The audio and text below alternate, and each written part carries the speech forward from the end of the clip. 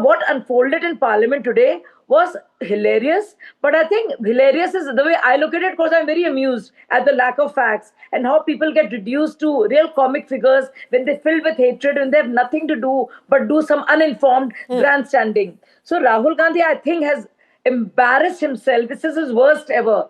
Beyond redemption. But you know, if he's beyond redemption, Shazia Almi, will you walk? No. Let me because what happens is, hold on a second. Let's talk about facts. This is not the first time. I'm speaking on facts. Padmaja, allow me to speak. You gave a lot of time to this other person who was, there was a lot of balderdash there. So, I will tell you what facts I'm talking about. This is not the first time. This is not the first time. Can I please have silence for 10 seconds, Shazia Almi?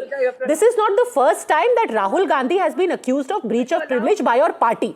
But time and again, you threaten him. You don't take action.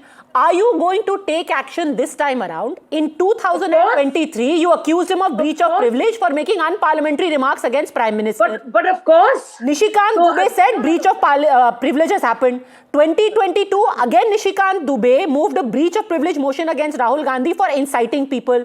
2021, 3 BJP members in Lok Sabha moved a breach of privilege motion against him when he asked members to observe silence to mourn the death of farmers. And in 2018, then Union Minister Anurag Thakur has moved a breach of privilege motion against Rahul Gandhi over the Rafale issue. Never have you taken action against him. So are you actually serious this time around, or are you again trying to browbeat him?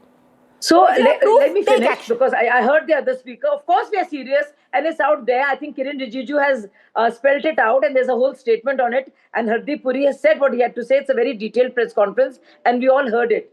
Now, when you mix up the US trade deal with the budget and bring in the global conspiracies about a monster called Epstein, who was, yes, a pedophile, a rapist, a monster, an agent, and of course a power broker. I think everybody can comprehend that. But there's zero linkage, zero evidence, and zero parliamentary relevance to Hardeep Puri or BJP or NDA or the budget. Now, this is just not oversight.